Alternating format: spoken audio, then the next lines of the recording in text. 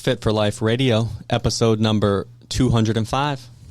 205. Was that Cinco de Mayo? Not even close. 205. 5-5. We got a long ways to go till we hit 5-5. 205. Speaking of Cinco de Mayo, I was scrolling through Instagram. You getting this flavor this week? I thought about it. Like this Poppy's Creamery. Poppy's Creamery. Drunken Doodle. Dude, it looks... His caramel, though, might be my favorite caramel of all time. Drunken Doodle. Mexican vanilla bean ice cream with swirls of gooey and rich bourbon caramel. No, it was so hard for me to say that. I call it caramel. Caramel doesn't sound right. And snickerdoodle cookies. I'm going to interject real quick. It sounds more right, like if you just call it caramel outright, but for some reason... Caramel corn sounds like I don't know if I say it that way all the time, but I could slip into that. But caramel, it's caramel. But dude, that ice cream sounds good. So everyone that doesn't know, I think a lot of people that listen to the podcast do know that our bro Diego has an ice cream business, and just the flavors are just. Last week, I just asked Gary about this.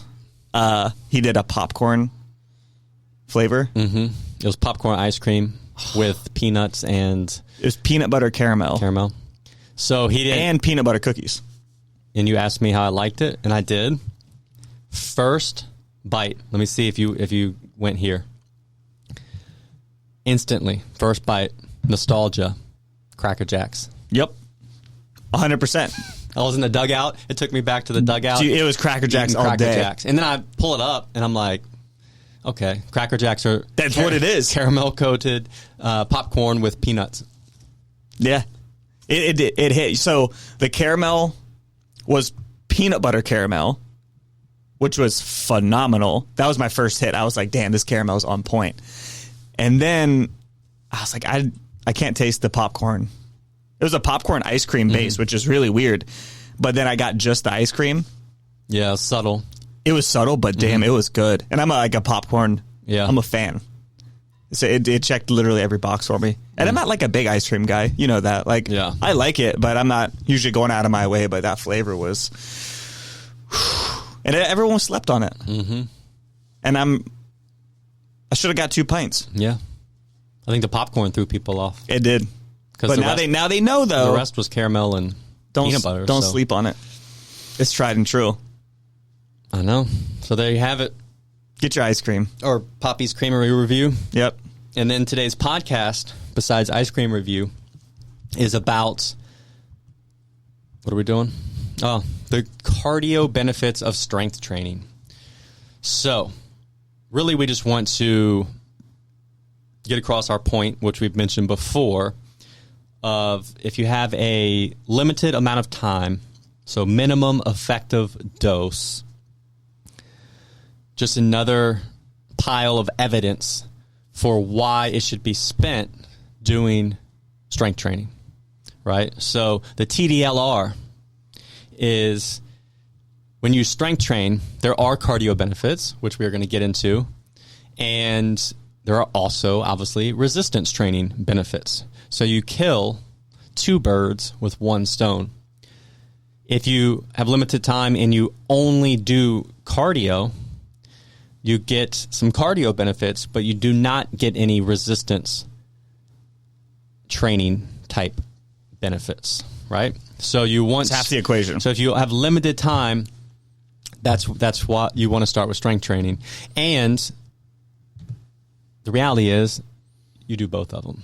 Yeah. If you have the time. But we want to emphasize, because it's so well known, or at least in the past, when we started kind of creating exercise and getting into it over the past few decades, kind of everyone already knows the health benefits of cardiovascular training. And strength training still just it's not hyped up enough, right? It's not.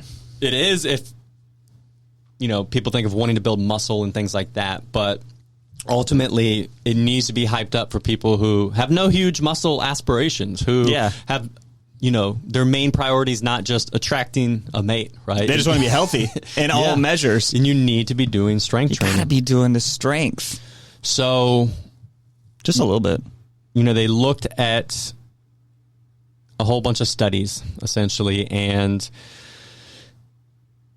ultimately strength training improves things like blood pressure, diabetes risk, cholesterol, mood, body comp, blood sugar control, inflammation, sleep, blood vessel health, all these things that... So all of your health markers. Yeah, and are known. Cardio can improve these too, but lo and behold, strength training pretty much improves them almost at a similar degree.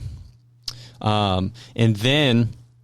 Even now, the American Heart Association, which in January started hyping it up. Hype it up, baby. They're now endorsing the message, meaning the message is now starting to go mainstream of the benefits of strength training. Which is good because people need to hear it. And for so long, it's been strength for muscles, cardio for your heart health. Yeah. And it's like, well, we can get both. Yeah. But now we know weights for muscle and heart.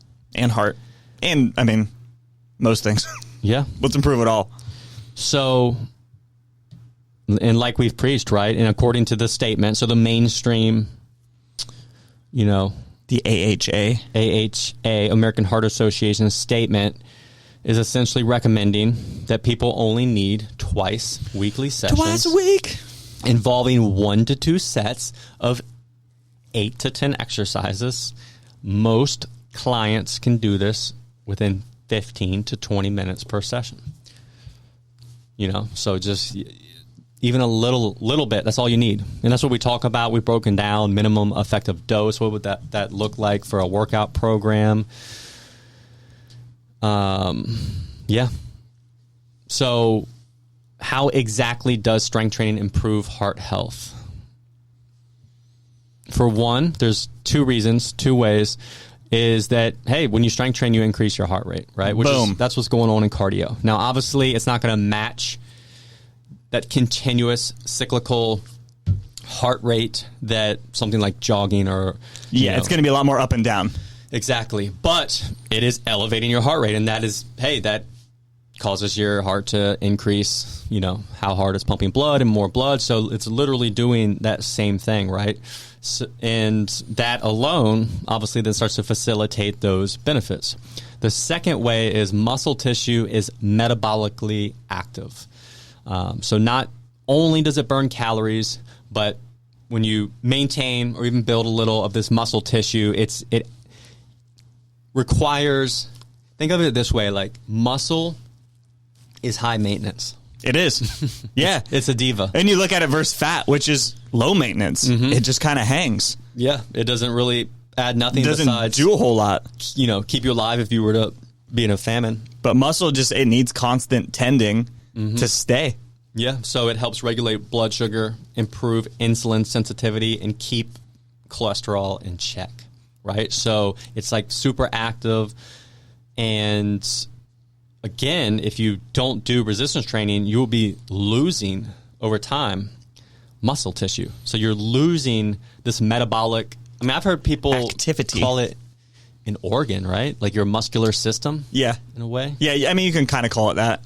Just like your skin can be an organ, or even like your fat kind of can be because the way it changes your hormones. Yeah, so I mean, think about it almost like another organ. Yeah. That's all. Very active organ. Yeah. And the point's not to like make it strength training versus cardio. No. Like we said, well, first it does come down to how much time you have available, right? If you only have 30 minutes twice a week, hit the weights, baby. Hit the weights. Hit the weights. That's your best bet. You're going to get some cardio benefit and you're going to get the resistance benefit. Now, right? if you have a lot more time than that, say you have an hour every single day. Yeah. Well, do both. Now do strength training twice, 2 to 3 times a week, and get a brisk walk in. Get an elliptical stride in if that's your thing. The elliptical. You know what? Mike, I don't like the elliptical. Like my brain can't handle it.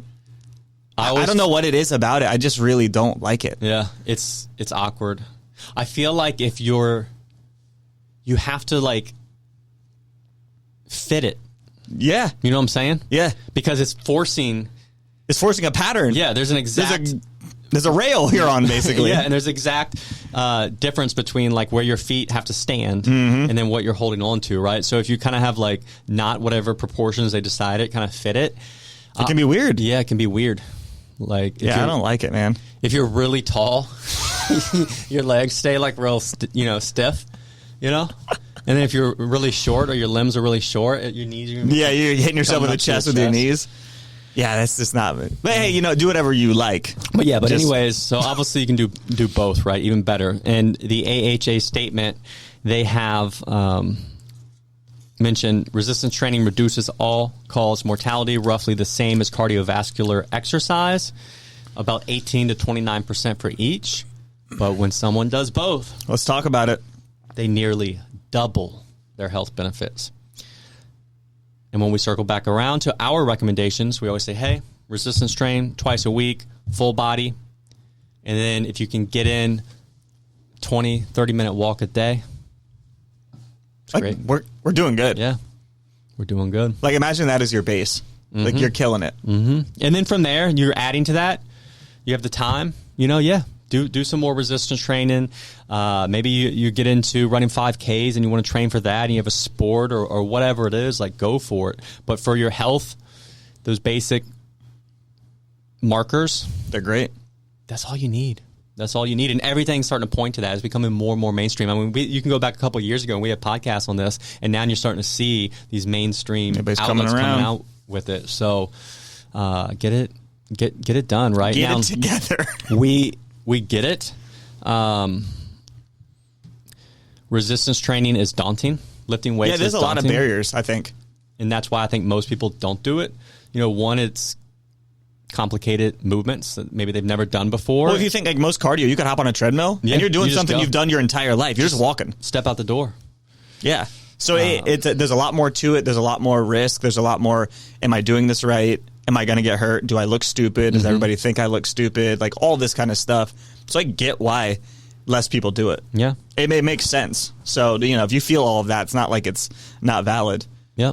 And the reality is get a coach, get help. And depending on your budget, there's options, right? You kind of have like three things now. You can join a gym, this lower cost, like where you go and you work out, and they normally all have like Even Planet Fitness, the Globo gyms. Normally when you join, you'll get like 1, 2, 3 free sessions with a personal trainer, And they'll go through some basic stuff with you, some of the basic machines and, all of that. And, like, that can give you a good start. Started. And then you have something like group training, which is what we do at Coastal Strength and Fitness. So think of that as an in-between, which is then the other option is personal training, right? So you go meet with the personal trainer, like you pay for them, 101. They're counting every single rep, watching every single move, right? So you kind of have those three layers. And yeah, like group training, like we do, is kind of in the middle. So you get the benefit of the workouts are designed. You don't have to think about what to do. You get demonstrations for what to do, and then ultimately you have a coach that even can fix your form. You can ask them questions, but you're with a group of other people, so it's a different energy. It also helps share the cost. It's not as expensive as personal training, but it's more expensive than just going to the gym yourself. Yep. So, but the point is, and it's becoming more normal, right? Like that's the fastest growing segment of the fitness world is these kind of like group classes, group training, right? Because most people recognize that they're more consistent, more confident when they have, that access to a coach. But yeah, so that's why, and it shows in the statistics, right? So when it comes down to it, like very few people strength train consistently, regularly. And according to the AHA paper, only about 28% of adults hit the weight room twice a week, which is crazy because, being in this world, we often see so much. If for whatever reason people get big, people love to start working out, start an exercise plan, especially this time of year, and plan to go like 5, 6, 7 days a week, right? And then when it gets busy, like literally we'll have people and maybe if it gets busy and they can't go 4 times a week, 5 times a week, and we'll have like, hey, plan to go 2 days a week. Most people don't think it's worth it, right? Yeah. And they literally would like, basically rather go 0 times than 2 times because they can't go 4 times, right? And the reality is, well, 2 is known as this, like, starting to be the recommendation. And then the reality is, beyond that, it's diminishing returns massively. Yeah. So... And a lot of it turns into, like, how do you like to spend your time? Is it a hobby? Yeah. For some people, it is a hobby. So, like, 6 days a week works for them because they really enjoy what they're doing. And they get more enjoyment out of it than just, like, hey, I'm getting health benefits. Yeah. But that's a whole different whole different realm than I need to do this for my health and I'm getting my minimum effective dose. Yeah. And ultimately... don't snuff your nose at twice a week because the reality is 80% of people aren't even doing that, right? So, you're in rare air if you're going twice a week consistently. Yeah, right? Think about it. You're in rare air going twice a week consistently, and it's super productive. And guess what? It's more likely to be sustainable. Yeah. Yeah. It's just hard. It's hard when all you see on TikTok is all these people whose hobby and job is, going to the gym. Yeah. It just kind of clouds our, like, what reality really is. Like, when we put it in terms of, like, oh, well, 70, 80% of people aren't even doing anything. But you see on your feed or whatever it is that all these people are all, they're always there. They're super fit. They do all these things. And then you think, oh, well, that's what I got to do. Yep. And so it just is hard to break away from that. Yeah, I think that, and then there's a big layer where, when people start something, they like to be all or nothing, So, well, that's the other thing. I know we've done a full podcast on that too. So people have no problem doing a bunch when they're excited and when it's exciting because it's new. But you have to realize it's not always going to be exciting. Strength training by nature is somewhat dull, redundant and dull, So it's going to get redundant and dull. Yeah. But, so that's where you have to build the habit and just know that that's coming and it's part of it, right? Just like most stuff, gets like that. And again, if you have the expectation that it's going to be redundant, you're more likely to succeed, And the reality is, if you're chasing novelty and excitement, well, then you may eventually drift away from it, and then you're not getting the benefits, right? So I think a lot of times it ends up falling on people's journey to where, like, oh, I'm bored, I'm going to try Pilates this week, and then I'm bored, I'm going to try resistance training this month, and then I'm bored, and I'm going to try Zumba this month, and again, there's a layer there of, like, we're moving, we're exercising. Yeah, so it's still good in that sense. Yeah, but realize we're missing a lot. You could go away from it for 2 years, and you're, for the most part, unless you have a very laborious job, you're not getting the resistance training benefits, and there's just no way around it, right? So, maintaining that muscle tissue, joints, ligaments, all that is it's going to drift, drift away. So, again, we've compared it to this before, but you almost have to look at it like brushing your teeth, like oral health. It's redundant, it's boring, but we do it because there's so many benefits in it. From now to the end, it should be probably part of our routine. Yeah. And I think too, like, it is pretty redundant, and like, there's nothing wrong with throwing in something engaging for yourself if you keep your base, right? You always keep your solid base, and then if you throw in some variety and something exciting, like, there's nothing wrong with that when you're sprinkling that in. Yeah. It can't be, though, that your expectation is that everything you do has to be different and exciting and complicated and fun, and, like, you're not going to get anywhere with that, right? Because we're just, we're chasing that hit of something new and exciting all the time, and eventually there's not going to be anything new and exciting. Yeah. And then, you're just done after that. So find a way to sprinkle it in, make it fun for yourself, make it engaging, but realize that the work is work. Yeah. Like, it still is, mostly the same movements, getting really good at them, making sure you're staying safe, and doing that for forever. Yeah. And I agree. And don't get me wrong when I say it is redundant and boring, like, at its core it kind of is, and I think most people should have some little seasoning in there, right? Oh, yeah. So, and, it can be like having a little finisher or a little, test or something like that. Change, some exercise variety thing. You can mix in different rep ranges. There's ways to change it. A million ways to do it. To stimulate your entertainment. But you don't have to be standing on a Bosu ball doing curls or anything like that. You know, like that's the kind of stuff where like, what are you doing? There's a line you cross to where it eventually starts to take away the effectiveness. Yeah. Right? So then it's just like, it's difficult because it requires a lot of coordination or something, but you're not getting anything out of it. So that's like the black hole that a lot of personal trainers go down, where they end up seeing like, I have to entertain my clients, and you'll see people doing like a, just crazy stuff, right?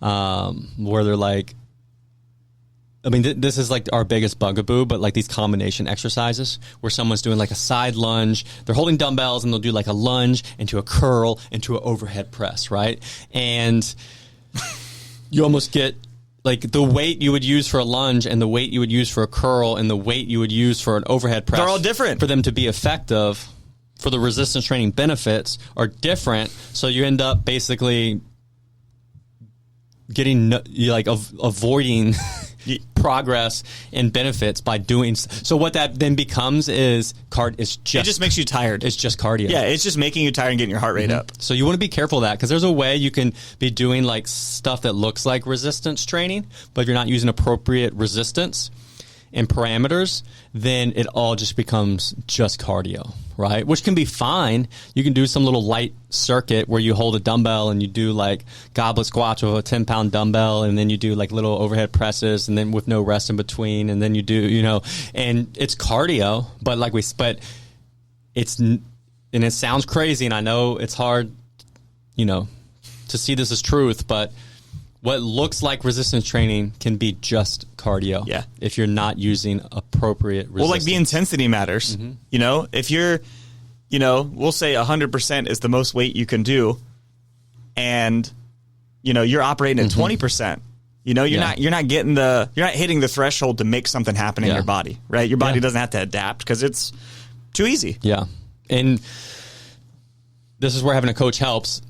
A good one, but essentially if the weight you're using, you could use more than 30 repetitions with it. And also if you're not resting 2 minutes, the intensity is not enough to be effective. No.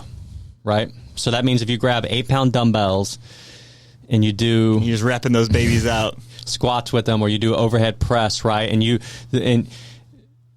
here's the thing, you could tell yourself and you could stop at 30 reps, but if you truly could have done more, if you stop at 15 but you really could have done 30 or 40, it's too light. Yeah. Right? And if that intensity with the resistance isn't there and you're not resting long enough, then it's not going to be true effective resistance training. Mm-hmm. So, and that's where we say, and for a lot of people, they do get bored or find it redundant, or because asking someone sometimes to rest 2 minutes between sets, it's just like drives them crazy, and they think they need to be out of breath. It's and like sweating. pulling teeth. Yeah.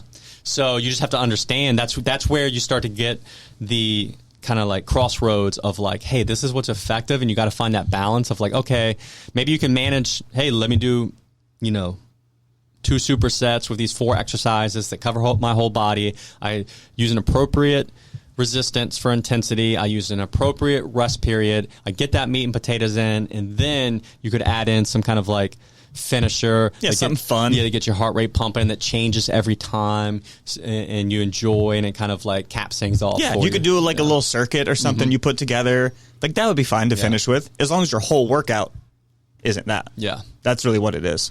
So we're not saying don't have fun and don't do things you enjoy.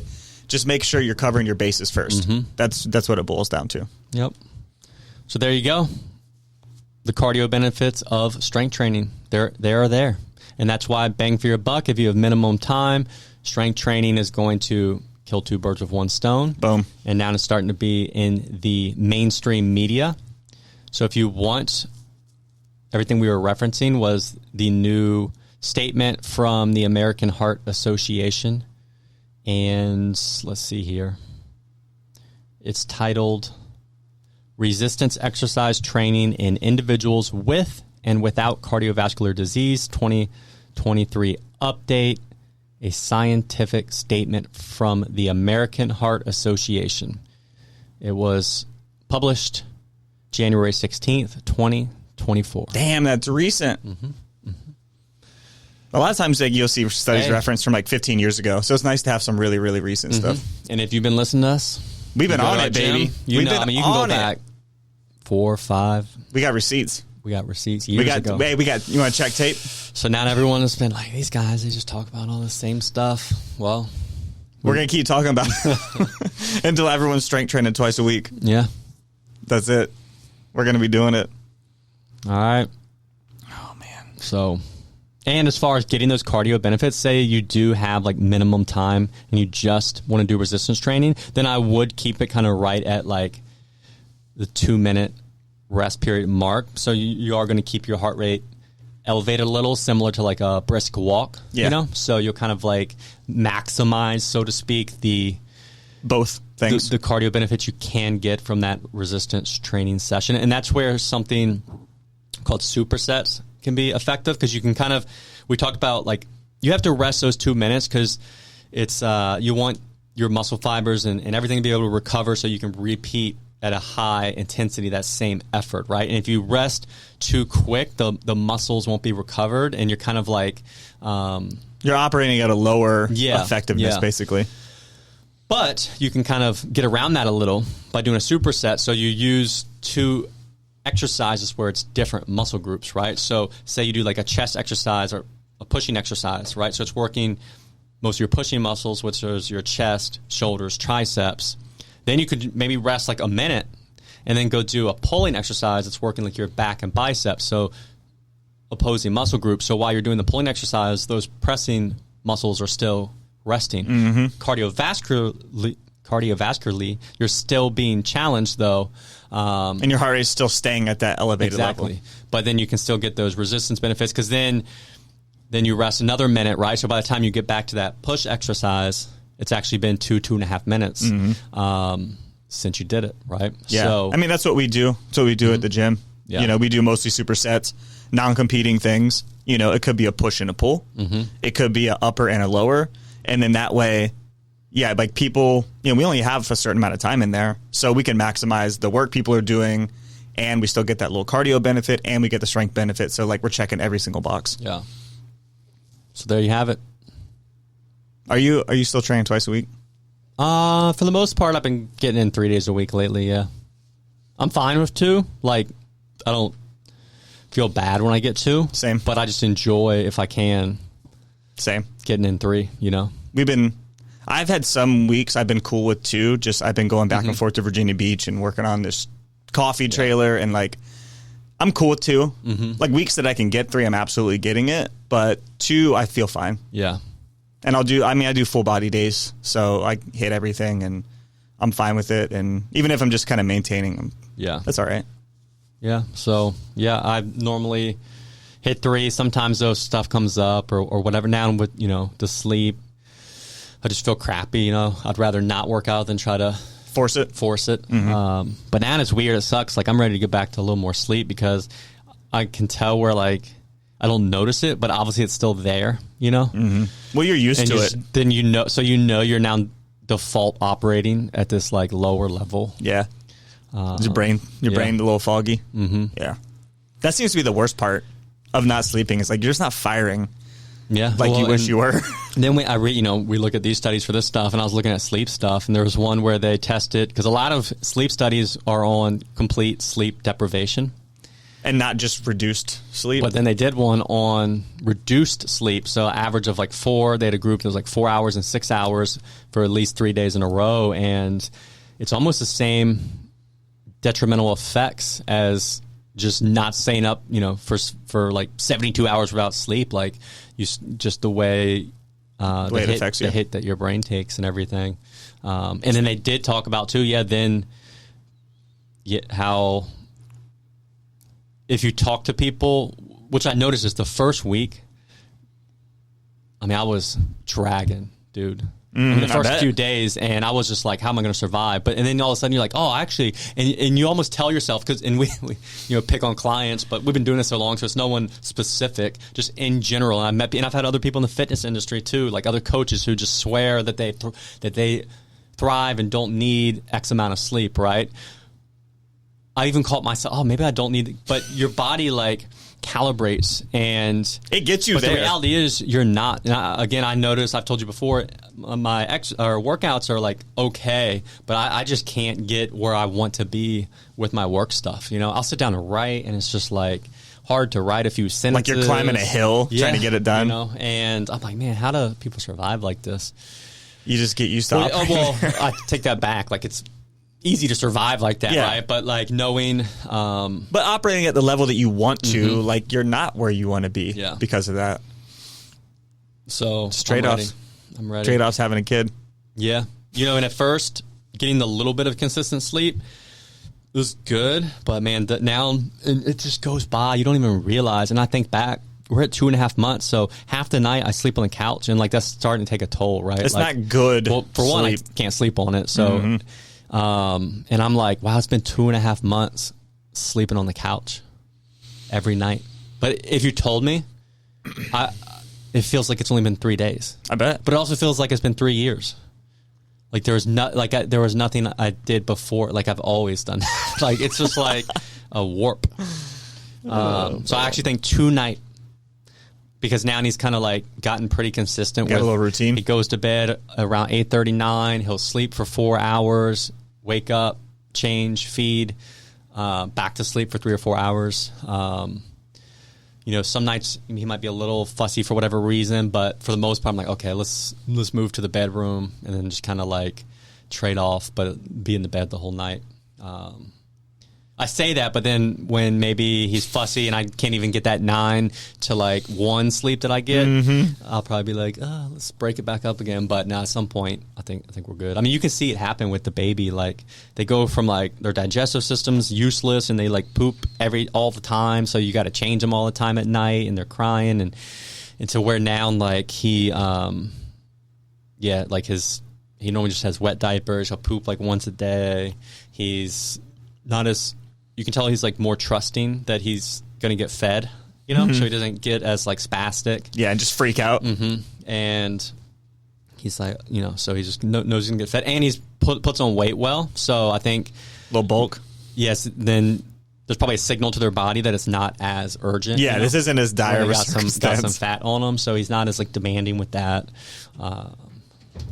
So you can see like the light at the end of the tunnel a little bit, but then he's going to start moving and crawling and walking, and But honestly, that's not going to be too hard for us because the way we are with the dog, we don't really let the dog out of our sight. Yeah, because he's a wiener dog and he gets in trouble. So like, kind of chasing around a little kid is like we would always say with Arnie, like a quiet Arnie's a bad Arnie.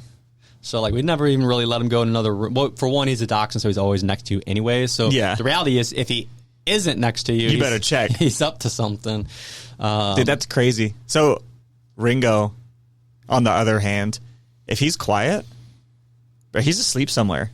Yeah. Like last night, our guest room's upstairs, but our living room's downstairs, our bedroom's downstairs. And I'm going to bed. And I'm like, dude, where's the dog? Because normally he'll put himself to bed, right? He sleeps next to our bed on the floor. He'll just put himself to bed and, he's cool. Dude, I go to bed, he's nowhere. And I'm like, the dog got out. Yeah. Like, how that would happen, I don't even know. But then, bro, he's passed out upstairs on the guest bed, just chilling. So when he's quiet, it means he's sleeping somewhere. Yeah. He does. Knock on wood. Dude, he doesn't get into anything. Yeah. And, like, we're super lucky. The worst he did, he ate chocolate cake back in the day. I mean. And he ate he chewed on one pair of Whitney's, like, real leather boots. And I think the wrath of that scared him straight because he's never done anything like that ever again. See, Arnie won't necessarily get into stuff, but he'll like then pee or poop because it's like he knows we'll come running. It's funny, dude. They're smart, man. He's obviously trained. He's house trained, but it's like he knows. You're not to paying get a attention response to me. I'm gonna do this. But I say all this and like, dude, there's some nights though where it's like the greatest thing ever. So when I'll come down and we'll switch. So then Alexis will go upstairs and go to bed. Mm-hmm. I'll get on the couch, and normally Arnie will be like in his little nest at the end of the couch. Mm-hmm. But then when I get there, he comes to get under in between my legs. And then a lot of times, like, I mean, part of us, we still like to do it. We'll just want to hold JJ. Mm-hmm. So I'll be laying there, and it's 2 a.m., and Arnie will be curled up in my legs, and JJ's laying on my chest, sleeping. And, dude, you'll just and it's like good. The greatest feeling ever. And you'll just lay there. I'll just lay there from like 2 to 6, like that. Just chilling. And you're just like, and it goes by fast. 2 guys, you know what I mean? Yeah. And then it's corny, but you'll be like, that's all I need. you'll think back like these moments, they're going to, because you're not going to have a dog forever, and he's not going to be a baby forever. Yeah. So you just kind of soak it in. But soak it in. All right, there you have it. Soak in the moments. Get your 2 days a week of strength training. Maybe a little cardio if you got the time. Yeah. And honestly, for me, I have to, because I like doing some regimented cardio. Like, yeah, when I have more time. So normally when I have more time, so say I'm like working out 3 days a week, but then I have more, I'll go do like incline walking, or like a specific walk or hike, Same. like 2 or 3 times for like 30 to 60 minutes and kind of like have it programmed in. But a lot of times I won't have that time. So that is what I do and have always done. I'll drop that cardio and know I'm still getting some with my resistance training, which really now prevents me from feeling guilty, because with the baby and the sleep and all that we just talked about, I'm not getting all that in, right? So I pretty much just get those resistance training sessions, and then try to get some dog walks and baby strollers in, but it's been so cold. But right now I feel guilty going to the gym just to do cardio, knowing they're at home. Mm-hmm. And when it gets a little warmer, I'll be able to just go push the stroller. And we still do some, but dude, when it's 30 degrees. It's just hard when it's that cold, man. I know you're a little soft. He's pretty, like, we went on a walk yesterday morning. It was like 32 degrees, and he was just looking around the whole time. He was chill. Yeah, so he was good. He never got used to that. He doesn't cry Santa Monica weather. Yeah. He's never. Well, you are talking about Arnie or JJ? Talking about JJ. Oh, yeah. Well, I mean, I guess he was there somewhere in me. He was. He was warm, though. Yeah. He wasn't. Swimming, but the Pacific Ocean. I got in the Pacific Ocean, and he knew. He went up in my stomach. Like, oh, no. All right. Well, thanks for listening. Yeah, we'll catch you next time. As always, thanks for listening, guys. If you want to learn more, check us out at coastalfitnessva.com or garydeagle.com. We'll see you next time.